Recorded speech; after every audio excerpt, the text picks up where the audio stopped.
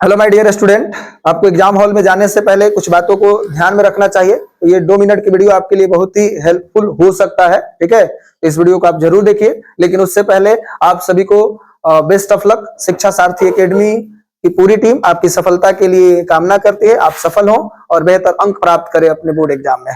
माता पिता और गुरु का आशीर्वाद आपके साथ में है। ठीक है, एग्जाम हॉल में आपको मेहनत, धैर्य और विश्वास रखना चाहिए। आत्मविश्वास, जो सेल्फ कॉन्फिडेंस है, उसको हाई रखना है और सभी प्रश्नों को ध्यान पूर्वक पढ़ना है। तो इन सब चीजों के बारे में हम लोग 2 मिनट में चर्चा करेंगे कि एग्जाम हॉल में जाने से पहले किन किन बातों को ध्यान रखना है, एग्जाम हॉल में किन किन चीजों को आपको ध्यान में रखना चाहिए। इन सब चीज बातों को हम चर्चा करेंगे इस वीडियो में। ओके, चलिए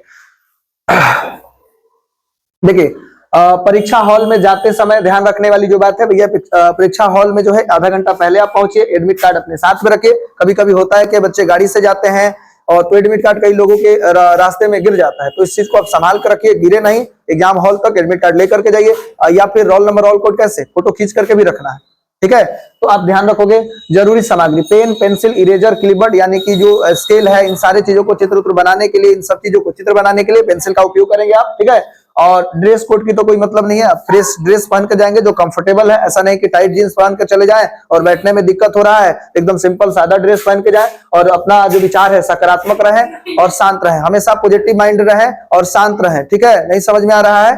ठीक है, शांत रहिए। उसके बाद इलेक्ट्रॉनिक उपकरण न ले जाएं। किसी भी प्रकार का इलेक्ट्रॉनिक उपकरण जो है आपको ले जाना मना है। दूसरा जो है, बोर्ड एग्जाम के जो सेंटर पे जो नियम कानून है उस चीज का पालन करें। ठीक है, परीक्षा केंद्र पर जो भी निर्देश दिए जाएंगे उस निर्देश को पालन करें। ठीक है, जो भी जो है निर्देश होता है, डिसिप्लिन जो होता है, डिसिप्लिन में रहिए।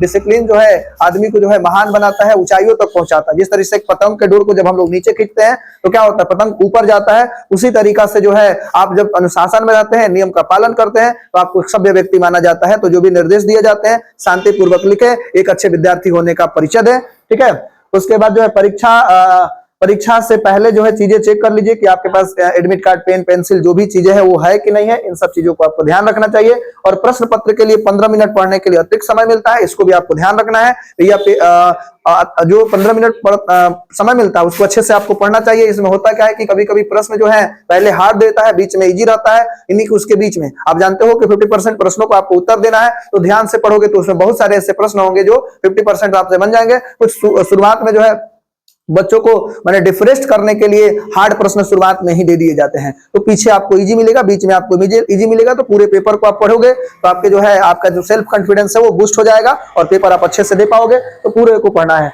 और आराम से बैठिए, एकदम शांतिपूर्वक आराम से बैठिए, कंफर्टेबल होकर के बैठिए। ठीक है, इन चीजों को आपको ध्यान रखना चाहिए। ये 10 बातें जो है आपके लिए वेरी वेरी इंपॉर्टेंट है और मैंने जैसे बोला था उसी तरीका से लिखना है। मैंने एक वीडियो बना करके आपको बताया भी था कि आपको कैसे लिखना है, प्रश्नोत्तर संख्या लिखना है, अंडरलाइन करना है, जो भी हेडिंग बनाना है, इन सब चीजों को आपको लिखना है। ठीक है, चलिए my dear student, all the best for board exam. आप अच्छा करिए। ठीक है, जो भी होगा देखा जाएगा, लेकिन चीट का सहारा नहीं लेना है। ठीक है, चीट का सहारा भैया, आपने 12 फेल मूवी अभी फिलहाल में देखे होंगे, उसमें बोला गया क्या है कि चीट का सहारा लेकर के आप कहां तक जाओगे। चीट नहीं करना है। अपने सेल्फ कॉन्फिडेंस के आधार पर अपने आप को बूस्ट करना है और अपने आप को तैयार करना है आगे के लिए, लड़ाई के लिए, और अपने आप की चुनौतियों से लड़ना है। ठीक है, तो भैया सफल होने के लिए वेरी वेरी इंपॉर्टेंट है मेहनत, और आपने मेहनत किया है, रिजल्ट आएगा शांतिपूर्वक। सब प्रश्नों को आप आंसर देखिएगा। एग्जामिनर जो कॉपी चेक करने वाला है वो आपको पूरे प्रश्नों को, आपको पूरा प्रश्न जो है वो नहीं जानता है कि पूरा आप सही लिखिए, आप कैसे लिखते हैं ये वेरी वेरी इंपॉर्टेंट है। पूरे अगर कोई प्रश्न नहीं भी आता है, थोड़ा बहुत उसके बारे में जानते हैं, तो उसको अच्छे से सजा करके आपको लिखना चाहिए। चलिए, all the best, thank you so much.